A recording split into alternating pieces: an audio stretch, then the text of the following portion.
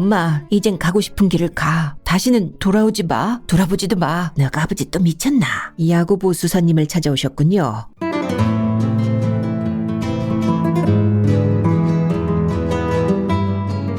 스치는 것들. 류미연.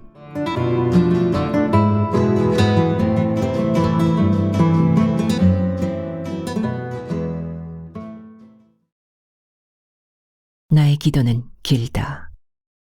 식사를 대할 때는 더 그렇다. 먹을 것 앞에서 서두르지 않는 것은 오래된 습관이기는 하나 그것 또한 기도의 결과였다. 한 알의 알곡이 내게 오기까지의 은혜로움을 깊이 명상한다. 영혼까지 은혜로움으로 채웠을 때 비로소 눈을 뜬다. 한 그릇의 양식이 종일의 기도를 위해 쓰임을 믿으며 밥을 씹는다. 밥알 하나하나가 입속에 터져 단맛으로 충만해짐을 느끼며 그릇에 붙은 마지막 밥풀을 떼어 먹는다. 음식 창에 그릇을 대고 묵상한다. 신이 겪었던 고난과 말씀의 깊이를 깨닫는 순간 영혼은 죽음처럼 차갑다. 그의 곁으로 한 발 다가서는 순간이다. 오롯이 죽음만이 신의 손을 잡게 할 것이다. 무릎을 꿇은 채 엎드려 신을 영접한다. 눈물과 콧물이 흐르고 대천사 미카엘의 날개가 어깨를 감싼다. 따뜻하다. 나약한 믿음을 반성하고 반성했다. 발가락 끝으로부터 피돌기가 시작되며 어머니를 의식했다. 원장 수사로부터 어머니의 방문을 전달받은 시간부터 스스로가 흔들림이 있는지를 살펴왔다. 토비트 기도 3장을 읊으며 비로소 어머니를 의식으로 올려놓는다. 접견실에서 기다릴 어머니를 위한 기도를 잊지 않는다. 반지꼬리를 꺼내고 양말을 벗었다. 구멍난 양말에 천을 덧대어 꿰맨다. 실을 꿰은 은빛 바늘 끝이 정확하게 통과하도록 팔을 움직였다.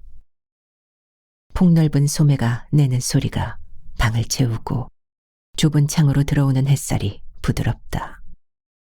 꿰맨 양말을 신고 서두름 없이 방문을 열었다. 나는 몸을 일으켜 머리를 몇 번이나 쓸어 올렸다. 머릿속은 우물 같은 차가움이 고이고 소름이 돋아 어깨를 소스라치게 떨었다. 안다. 이 순간이 내 영혼과 신의 것이 만난다는 것을. 늘 그랬던 것처럼 찬물을 몸에 끼얹는 것으로 하루를 시작한다. 무복으로 단장했다. 굿이 있거나 특별한 기도를 해야 할 때가 아니면 손대지 않는 것이었다. 팔을 끼거나 옷구름을 매며 양단의 사각거림에 집중한다. 신당의 초를 간다. 밤새 밝힌 초가 촌농 속에서 가물거렸다. 촌농이 동으로 많이 기울어 오늘은 동쪽이 길하다. 대나무를 뽑아 흔들었다. 역시 동으로 간다. 아이가 있다는 수도원이 내가 있는 곳에선 동쪽이니 마음이 놓였다. 휘파람을 불어 초혼을 했다. 신장님, 12 대신님, 오늘은 아들이 있다는 곳에 간락합니다. 두 손 모아 비오니 길을 터주이소. 대나무가 힘차게 흔들리고 신단에 있는 방울이 짚혔다. 새들이 파르르 날아오르듯 10개의 방울소리가 힘차게 울렸다. 가득 차는 방울소리에 오늘의 만남이 순조로울 거란 확신이 들었다. 둥지 보육원 원장은 버스를 2-3번 갈아타고 1시간은 좋게 걸어야 갈 수 있다고 했다. 그렇게 해서라도 한 번만 볼 수 있으면 되는 것이었다.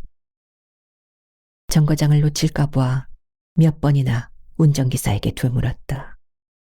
알려줄 테니 걱정 말라고 했지만 새 정거장 남았다는 얘기를 들으면서는 좌석에 걸터앉아 내릴 준비를 했다. 많은 것들을 놓친 세월이었다. 내려야 할 정거장만큼은 놓쳐선 안 되는 거였다. 아들과 헤어지며 나누어 가졌던 가락지를 만지작거렸다. 천수경이 저절로 읊어졌다. 보육원 원장은 뭘 가져가도 소용없다고 했다. 생각 끝에 아들이 좋아했던 땅콩을 볶았다. 식성이 변하지 않았다면 좋아할 것이다. 아몬드와 몇 가지의 견과류를 곁들여 챙겨 넣었다. 빈손으로 가라니 그건 아니었다. 버스에서 내리자 건너편 숲 입구에 수도원 안내 표지판이 있었다.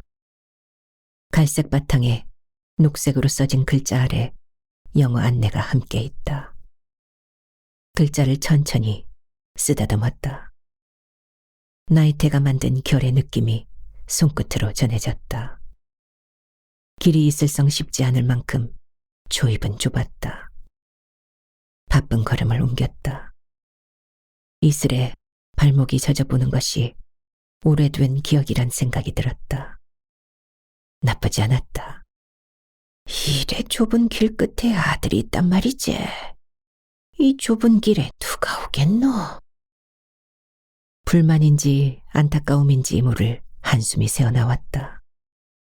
마하반야 바라밀다 관자재보살 행신반야 바라밀다시 조견오은 계공도 일제국 사리자 색불 이공공색이 색색증시고 불구부정 부중불 감 공중무색 바라밀다.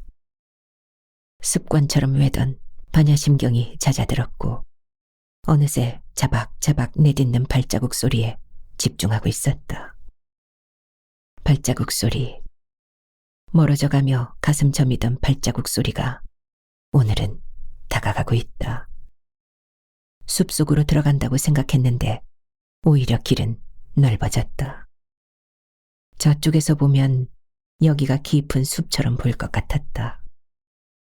뱀이 천천히 길을 가로지르고 있었다. 보폭을 크게 하고 발소리 나지 않게 넘었다.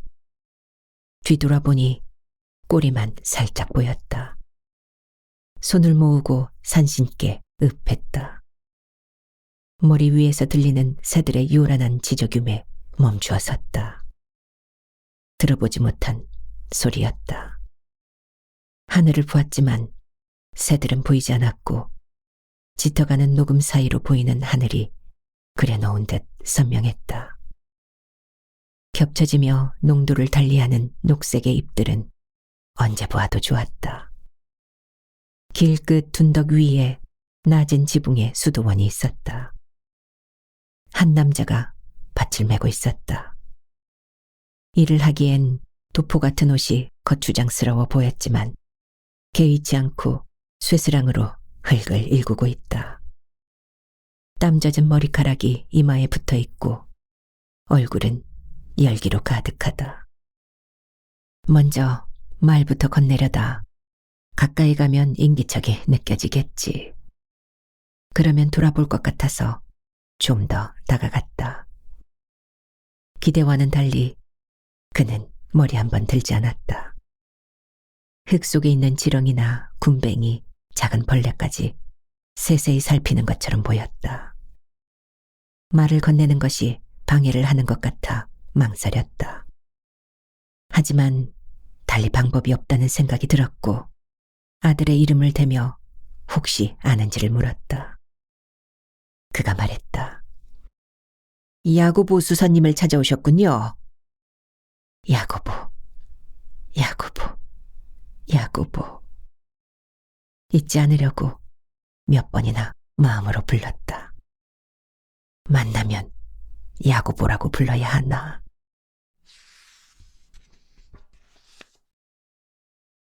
나는 회랑을 걸으며 그날의 발자국 소리를 추억했다.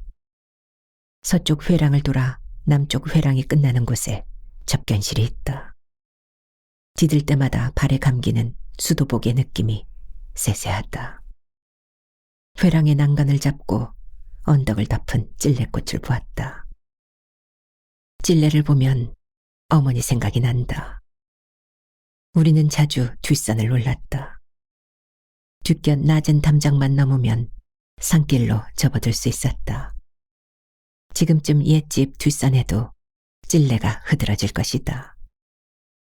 밤에도 보이는 하얀 꽃잎은 왠지 위로가 되곤 했다. 어머니는 무서워하는 나를 달래며 찔레꽃을 퍽도 많이 따줬다. 먼저 딴 꽃을 내 코에 들이대곤 맡아봐, 향이 정말 달어 라고 하면 나는 밤공기와 함께 힘껏 들이마셨다. 그래야 깊은 한숨을 뱉어낼 수 있으니까. 어머니는 꽃을 따 소복이 쌓아놓고 꽃점을 치곤 했다. 꽃잎을 하나씩 떼어 잔다 안 잔다 하며 시간을 보냈다. 나는 그게 무슨 말인지 대번에 알아들었다. 아버지가 잠들어야 집에 갈 수 있었으니까. 꽃잎이 5개여서 2송이면 안 잔다가 나왔지만 어머니는 딴 꽃잎이 소복이 쌓일 때까지 반복했고 나는 그 소리가 자장가라도 되는 것 마냥 꾸벅꾸벅 졸았다. 어머니가 낮은 소리로 깨우면 어느새 내 어깨엔 어머니의 낡은 스웨터가 걸쳐져 있었다. 눈 감고도 오갈 수 있는 길을 걸으며 어머니와 잡은 손에 힘이 주어졌다. 세상의 모든 술공장을 다 태워버리겠다는 다짐이었다. 어머니는 아버지가 아직 안 자면 다시 산에 가자고 했다. 이번엔 이불을 가져가면 된다고. 뒤곁 큰 장독 안에 이불을 넣어놨으니 걱정 말라고. 하지만 그날은 산으로 가지 않았다. 반바지에 슬리퍼 차림의 어머니를 굳이 마을을 벗어나는 길로 끌었다. 어머니는 세상의 모든 것을 잃은 사람처럼 내가 이끄는 대로 따라왔다. 엄마, 이젠 가고 싶은 길을 가. 다시는 돌아오지 마. 돌아보지도 마. 울지 않았다. 이렇게 해서라도 광기의 밤들로부터 벗어나고 싶었다. 왼쪽 귀에서 피가 흘러 어머니의 어깨가 얼룩져 있었다. 깡동한 윗머리가 엄마의 모습을 기이하게 보이게 했다. 술공장을 태우는 일보다 앞서 해야 할 일이었다. 가위를 들고 달려들 때 무릎을 꿇고 아버지의 다리를 붙들었다.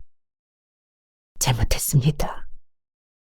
무엇을 잘못했는지 알 수는 없었지만 무조건 빌었다.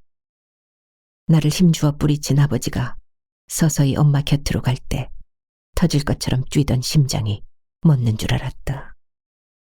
공벌레처럼 움츠린 어머니의 머리카락을 한 움큼씩 잡곤 싹둑싹둑 잘라버렸다. 아들 덕에 산 줄 알아. 라며 나를 보던 아버지의 눈은 사람의 그것 같지가 않았다. 어머니가 떠나려면 함께 가야 한다고 달랬지만 아버지 곁으로 돌아가야 한다고 말했다. 어머니의 간절한 시선을 결코 외면하지 않았다. 눈을 동그랗게 뜨고는 혼자 둘 순 없다고 하며 버텼다. 어머니가 지닌 유일한 장신구 쌍반지 하나를 빼서 쥐어주었다.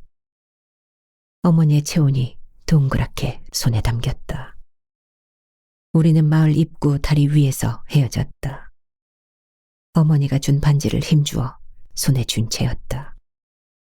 점점 멀어지던 어머니의 슬리퍼 끄는 소리. 그 소리가 들리지 않았을 때 몰려오던 상실감은 곧 두려움으로 바뀌었다. 어머니가 가던 방향을 향해 뛰어가 보기도 하다가 힘없이 돌아서 걸을 때의 발자국 소리. 귓속이 먹먹할 만큼 고요했던 사위. 산으로부터 밀려내려온 안개가 마을을 덮어 희뿌연 길을 터벅터벅 걷던.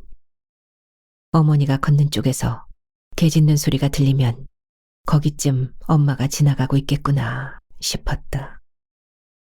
걸음은 멈추어졌고 조용해지면 다시 걸었다.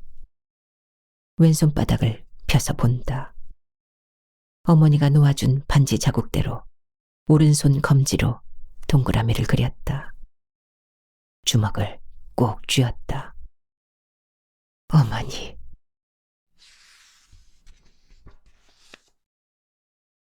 나는 접견실의 문을 열며 혹여 아들이 먼저 와 있는 건 아닐까 기대했다.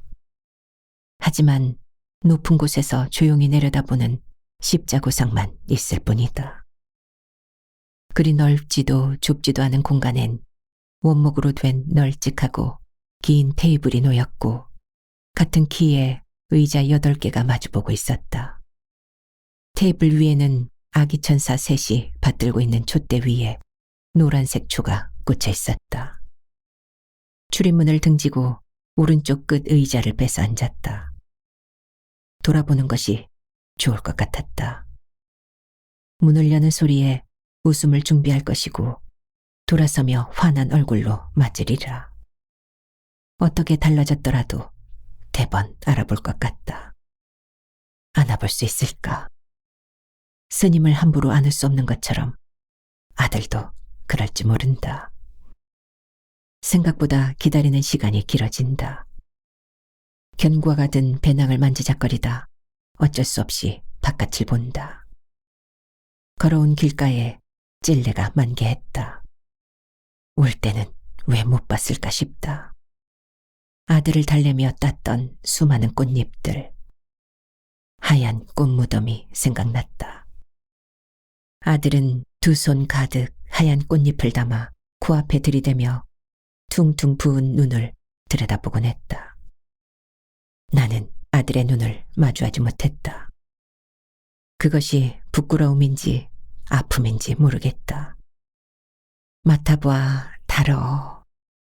내가 한 말을 아들이 돌려주면 아들보다 더 크게 숨을 들이쉬곤 후 하며 꽃잎을 날렸다. 어둠 속에서도 하얀 꽃잎이 날려 떨어지는 모습이 보였다. 아이 앞에서 흘렸던 눈물을, 무서움에 떨던 부끄러운 순간들, 부뚜막 토마토 위에 숨겨놓았던 무쇠 칼이 생각났던 그때를 제발 묻어버리고 싶었다. 그날 아들은 나를 놓아주었다. 묻어버리지 못한 것들을 아들은 버리게 했다. 11살, 고 어린 것이. 아직 엄마가 있어야 할 나이에 엄마를 떼어냈던 아이였다. 둥지 보육원 원장은 아이가 말이 없었다고 했다. 조용한 편이었고 책을 읽거나 유달리 기도가 길었던 아이로 기억한다고 했다. 성실했고 고학년이 되면서는 동생들을 앉혀놓고 숙제를 도와주거나 책을 자주 읽어주곤 했다며 믿음직스러웠다고 했다. 그 아이가 신학대학을 간 건 지극히 자연스러운 결과라고 했다.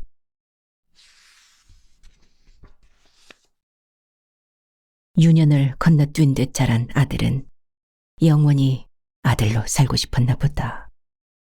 그래서 신의 아들이 되기로 했나 보다. 십자구상을 올려다보았다. 양팔을 벌리고 십자가에 못 박혀 있는 그는 가시관까지 두르고 있었지만 표정은 온화해 보였다. 가만히 보면 신당의 지장보살, 관음보살, 마구할미의 미소도 보이는 것 같았다. 당신이 간 길이 얼마나 힘들고 고독한 길이었겠습니까? 그만큼 크고 넓은 아량을 가졌겠지, 예. 하나뿐인 우리 아들, 당신 곁에 온전히 갔습니다. 아버지를 모르는 아이가 영원한 아버지를 찾아가는 거라, 예. 웃자든동 잘 품어주이소. 몇 번이나 읍하며 기도했다. 나는 어머니를 보내고 마을로 돌아왔다. 마을 입구에 있는 상철이 집은 쥐 죽은 듯 조용했다. 마당에 피운 모기향도 꺼져 있었다. 상철아. 목소리는 기어들어가는 듯 작아서 내 귀에서만 맴돌았다. 지난 겨울부터 어머니는 나만 상철이네로 밀어넣었다. 뒤돌아보는 내게 손짓으로 빨리 들어가라며 대문이 닫힐 때까지 바라보고 있었다.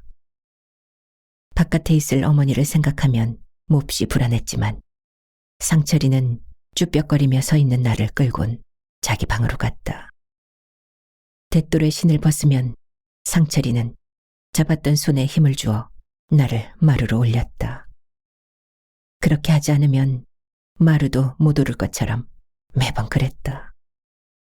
상철이는 아랫목에 나를 밀어넣으며 춥겠다, 몸부터 녹여라 하며 이불을 목까지 끌어다 덮어주었다. 이불을 덮으면 몸은 더 떨렸다. 너가 아버지 또 미쳤나? 괜찮다. 내하고 놀면 되지. 상철이 목소리가 들리는 것 같아 담벼락에 기대앉았다. 내가 상철이네서 지낸 다음 날 어머닌 어디서 지냈냐고 물었지만 언제나 대답은 한결같았다. 엄마도 따뜻한 곳에서 지냈지. 걱정 말아라. 지금쯤은 어머니가 멀리까지 갔을 것 같아 안심이 되긴 했지만 돌아올까 봐 걱정이 됐다. 동네 입구를 자꾸 바라보았다. 만약 어머니가 돌아온다면 다시 보내야 한다고 마음먹었다. 그림자만 보아도 어머니인 줄 알 수 있으니까. 다음에 어머니를 만나면 여전히 잘 지냈다고 말하겠지 라고 생각했다. 그 시간이 빨리 오기를 바랐다. 그때쯤 나는 어떤 모습일까? 얼마만큼 컸을까? 상상해보기도 했다. 그런데도 눈물이 났다. 동네가 안개로 자욱해 몸까지 축축해지는 것 같았다. 참으려 해도 눈물이 자꾸 흘러 목이 늘어난 티셔츠를 끌어올려 얼굴을 묻었다. 눈물과 침이 저절로 흘러 가슴을 타고 내렸다.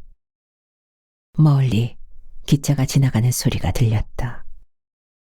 첫 기차인지 마지막 밤 기차인지 알 수 없지만 안개를 뚫고 가는 기차 소리가 유난히 크게 들렸다. 야야, 니 종훈이 아이가? 고개를 들어보니 상철이 엄마였다. 아이고, 밤새 여기 있었더나. 상철 엄마가 딱한 얼굴로 내려다보고 있었다. 어깨 너머 밝아오는 하늘이 보였다. 들어오지 그랬노. 다음엔 언제든지 들어온나, 알았지? 대답 대신 툭툭 털고 일어나려 했지만 다시 구부러지고 말았다. 아줌마가 팔을 당겨 일으켜 주었다. 꾸벅 인사를 하고 동구 밖으로 걸음을 옮겼다. 니 어디 가노? 밥이라도 먹고 가라. 등 뒤로 아줌마의 목소리가 들렸지만 그 길로 동네를 떠났다. 새속에 나는 이미 죽었음을 맹세했음에도 파고드는 기억을 어쩌지 못해 무릎을 꿇었다. 바람이 불어 언제 흘렸는지 모를 눈물을 말렸다. 성모송을 올리고 성부와 성모와 성령이 이 맘에 성호를 그었다. 나는 아들이 뒤에서 미는 것처럼 앞으로만 걸었다. 옅은 된장국 냄새에 발길이 멈춰졌다. 아들과 헤어졌는데도 배는 고파왔다. 여기저기 머리카락이 잘려나간 봉두난 발에 반바지를 입은 여자의 모습이 식당 출입문 유리에 비쳤다. 힐끔거리며 돌아보기까지 하는 사람들도 보였다. 천천히 팔을 들어 머리를 매만졌다. 팔은 평생 처져만 있었던 것처럼 들어올리기가 무거웠다. 주인 여자가 나와 나를 빤히 들여다보았다. 배고파요? 고개를 끄덕이자 가게 안으로 데리고 들어갔다. 시래기국 한 사발과 고봉으로 담은 밥을 내오며 천천히 먹어요. 하며 숟가락을 쥐어줬다. 손이 떨렸다. 그래도 국을 한 수저 떠 입 안으로 넣었다. 따뜻한 국물이 가슴을 타고 내려가는 것을 느끼며 그제야 눈물이 났다. 주인 여자가 등을 토닥였다. 한동안 식당에서 먹고 자고 일하며 살았다. 손맛이 있는 것 같다며 돈을 좀 모아 식당을 차려보라는 주인 여자의 말에 용기를 얻기도 했다. 시간이 지나며 주인 여자는 일하는 것 보니 몸이 약하다며 힘든 식당 일 그만하고 재혼을 권했다. 손님 중 김 사장이란 사람이 있는데 마음에 들어 한다고 소리 좀 넣어달라는 부탁을 받았다고 했다. 상처를 했고 아이가 둘 있는데 엄마가 필요하다고 했다. 엄마. 내가 다시 엄마가 될 수 있을지 자신이 없었다. 내 아이 하나 건사하지 못하면서 남의 아이를 그것도 둘씩이나 키우다니 안 될 소리였다. 단번에 거절했다. 거절했지만 가끔 김 사장이란 사람이 아이 둘을 데리고 식당에 와서 밥을 먹었다. 그것까지 막을 일은 아니었다. 아이 둘이 숟갈에 가득 담은 밥을 입으로 가져갈 때 마음으로는 아들도 저렇게 큰 숟갈 밥을 먹기를 기도했다. 까치머리를 하고 오면 머리를 빗어주며 단장을 시키기도 했다. 아이들과 그렇게 친해지면서 김 사장과의 혼사가 진행되었다. 작은 공업사를 하는 그는 성실했고 다정스런 편이었다. 김 사장은 좋은 아버지 같았다. 보기 흐뭇한 순간마다 아들이 생각났다.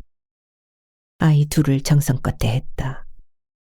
그래야 내 아들도 어딘가에서 좋은 대접을 받을 것 같았다. 그건 확신에 가까웠다. 아이들을 등교시키고 남편도 출근을 하면 힘이 빠지기 시작했다. 몸을 일으켜 세울 힘조차 없었다.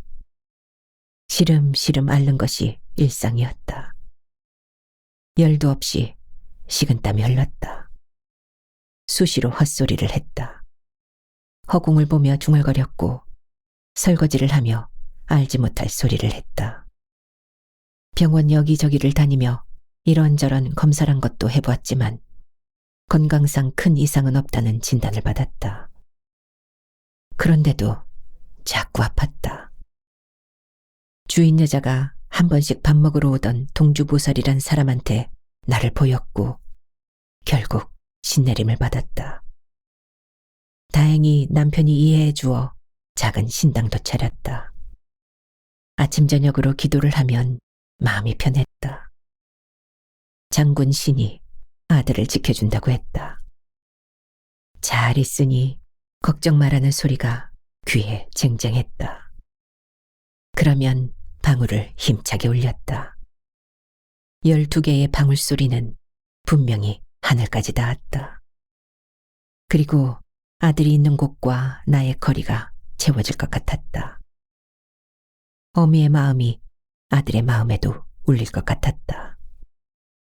떠나고 3, 4년쯤 지났을 때 마을을 찾았다.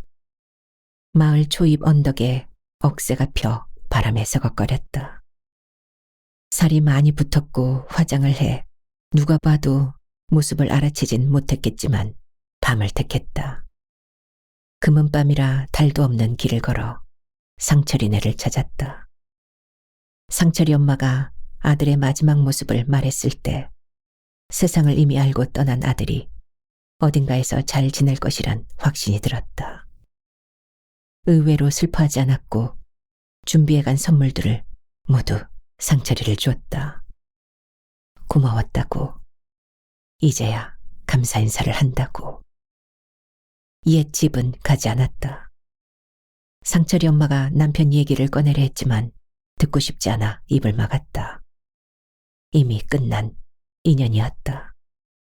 찔레꽃 향기를 깊이 들이마시던 아들을 생각했다. 꽃향기가 속 깊은 아이로 만든 걸까? 둥지 보육원 원장은 아들이 스스로 보육원을 찾아왔다고 했다.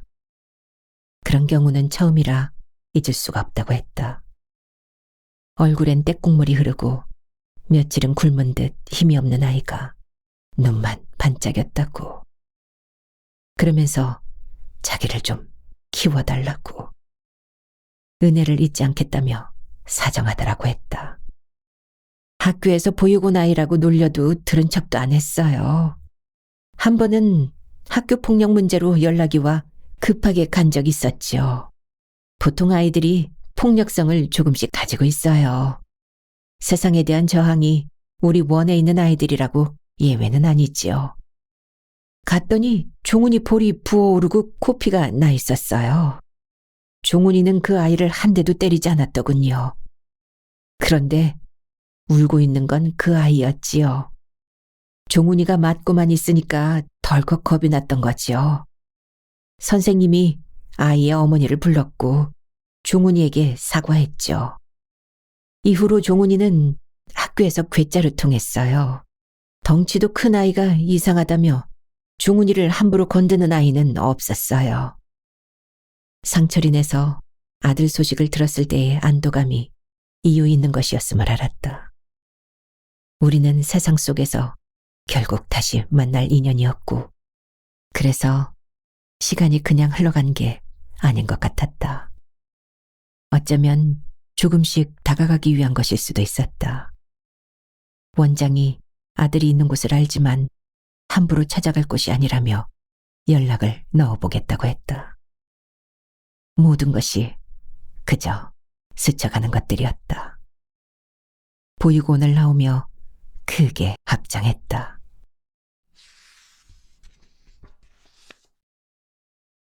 나는 사제 서품식이 있던 전날 걸려있는 검은 수단을 보며 기도했다. 그리고 육체든 정신이든 시간이든 모두 버림으로 신께 가까이 가는 수도사의 길을 택했다. 그리고 한 번은 마을을 다녀와야겠다고 생각했다. 세속의 인연을 끝내는 마지막 순서였다. 하지만 사제 서품식 이후에도 그곳을 찾지 못했다. 사제 서품을 받던 날, 두 팔을 벌리고 바닥을 십자가 삼아 납작 엎드렸을 때 모든 것을 내려놓았다고 생각했다. 신께 세상과의 인연은 죽었음을 맹세했고 신의 뜻으로만 살 것에 온전히 몸을 바치겠다고 했다. 그곳을 찾는 것의 의미는 사라진 듯했다. 수도원에서의 삶이 시작되면서 오로지 기도를 하거나 묵상을 했다. 미사를 드리는 일 외엔 침묵의 시간을 보냈다. 그레고리오 성가를 부르며 마음을 씻어냈지만 사탄의 장난처럼 아버지가 떠올랐다.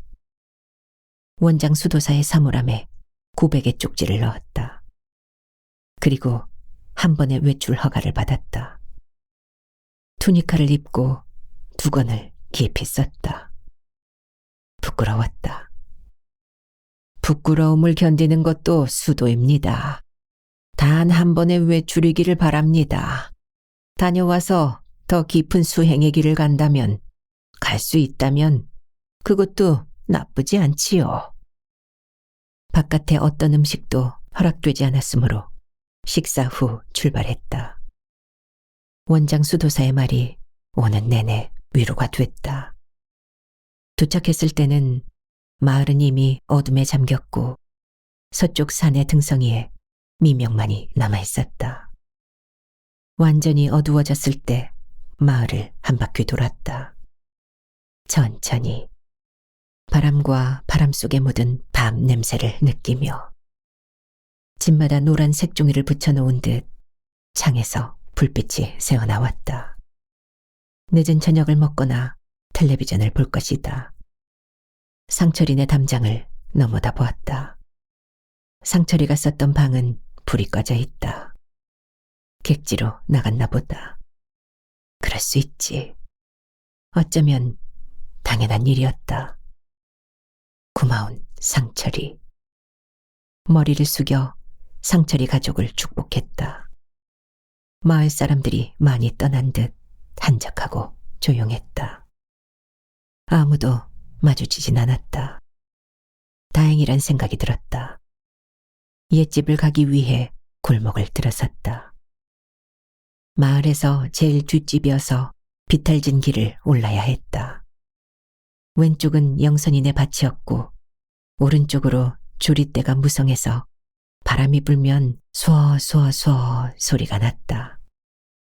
동네 참새가 다 모이는지 지나갈 때 한꺼번에 날아올라 깜짝 놀라기도 했다. 아버지는 잠자리채로 참새를 잡았다. 해걸음이면 조리대 숲을 휘두르기만 해도 2마리씩 잡혔다. 아버지가 참새 목을 비트는 건 병뚜껑을 따는 것보다 가벼웠다.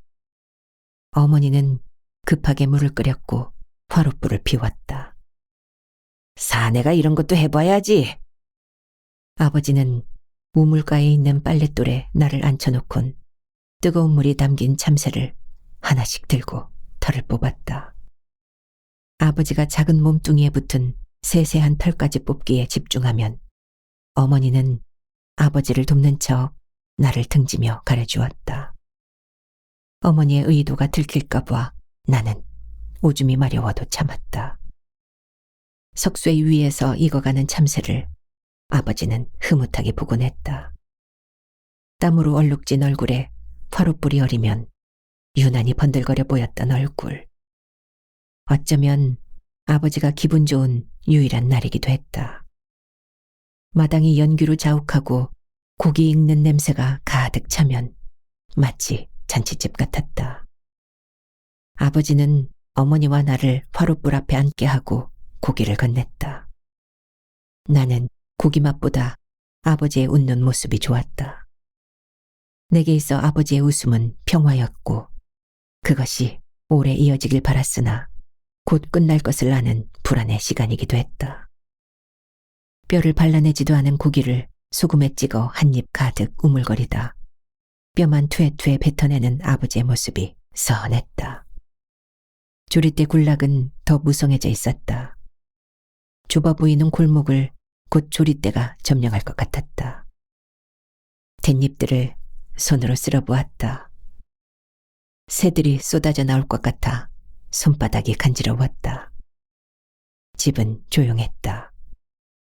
총낮은 전등이 덕지덕지 바른 창호지를 노랗게 밝히고 있었다. 이가 맞지 않는 방문이 조금 열려 있었지만 움직임은 없었다. 선뜻 대문 안으로 들어서지 못하고 서성였다. 우물 곁 석류나무가 그대로였고 우물에 걸쳐진 두레박도 여전했다.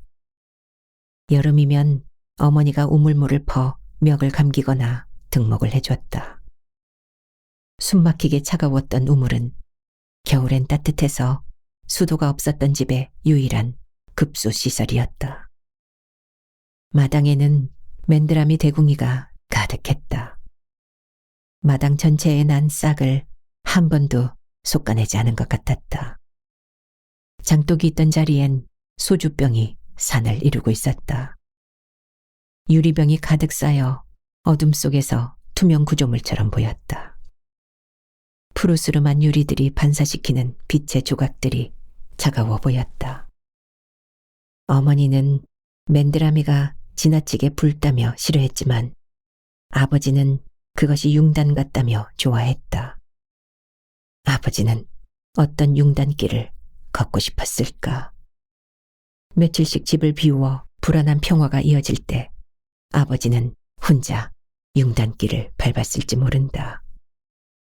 2달 집을 비울 땐 그 길을 찾아 떠돌아다녔을까? 돌아올 때는 빚을 선물처럼 안고 왔던 집. 세상에서 아버지가 돌아올 수 있는 유일한 길이 있다면 집으로 오는 길이었을 것이다. 그럴 수밖에 없다는 처참함에 치를 떨었을 것이다. 어쩌면 집과 가까울수록 그것은 아버지를 뻔뻔하게 했고 점령군의 행세를 했을지도 모른다. 맨드라미는 씨를 뿌리지 않아도 해마다 돋았다. 끈질기게 돋아나는 맨드라미가 징그러웠다. 아버지가 집을 비우면 싹들을 한 움큼씩 뽑아 조리대 숲에 숨겨놓곤 했다.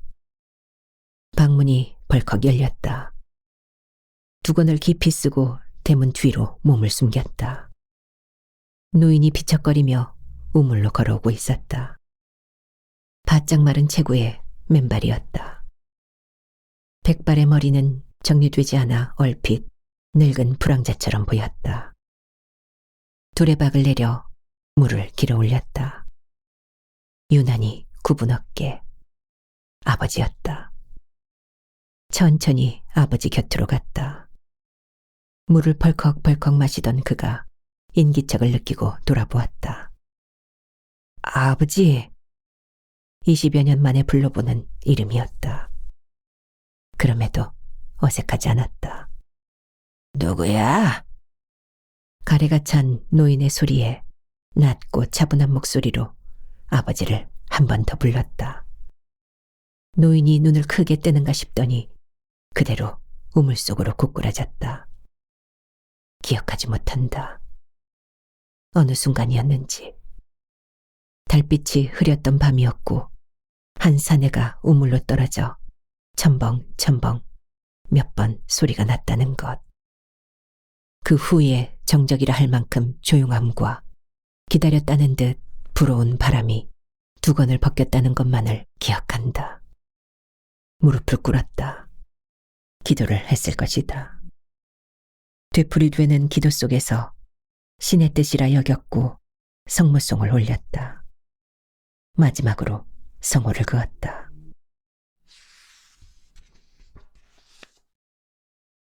나는 전 남편의 사망 소식을 들었지만 가지는 않았다.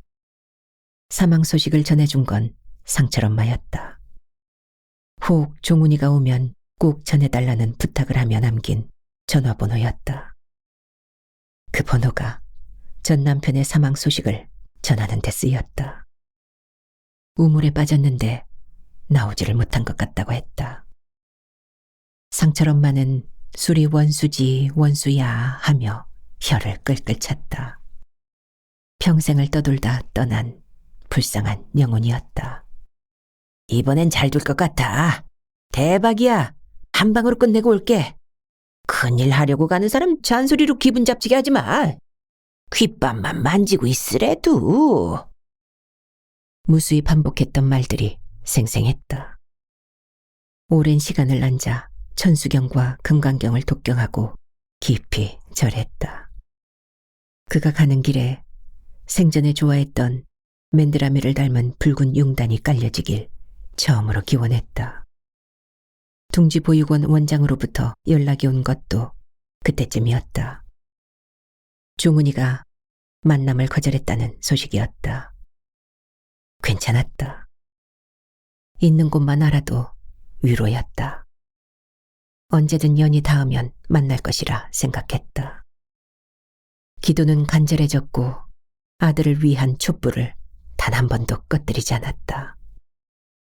몇 번의 찔레꽃이 피고 졌는지 모르겠다. 그렇지만 오늘은 아들을 만나기 위해 이곳에 있다. 나를 면회하겠다는 사람은 한 사람도 없었다. 오로지 수도자가 해야 할 과정들을 묵묵히 수행해 갔다. 원장 수도사가 나의 사물함에 보육원 원장님의 소식을 넣어 놓았지만 아직은 아니라고 생각했다. 지금은 신의 곁으로 좀 더 다가갈 때였다. 세상 밖의 모든 것들을 사멸시켜야 한다는 생각으로 기도에 매달렸다. 어쩌면 그만큼 수도자로서 확신이 없었을지도 몰랐다. 어머니와의 접견은 원장 수도사의 설득이 있었다. 고딕체에 접견실이란 문패가 보였다. 보폭을 일정하게 유지하고 두 손을 가슴에 모은 채 다가간다. 문득 아들이 좋아했던 노래가 생각난다. 가끔 평화로운 밤이면 아들을 재울 때나 툇마루에 누워 함께 별을 보며 불렀던 노래였다. 지금껏 어떻게 이 노래를 잊고 살았을까? 나도 모르게 노래가 나왔다. 빈 방에 노래가 낮게 울렸다. 비야, 비야, 내려라. 쫙쫙 내려라. 호박잎을 따다가 우산을 쓰고 개굴, 개굴, 개굴아. 노래 불러라. 호박잎을 따다가 우산을 쓰고. 내가 부르는 노래에 겹쳐진 목소리가 있어 천천히 일어난다. 오후의 햇살이 창 가득 쏟아지고 있었다.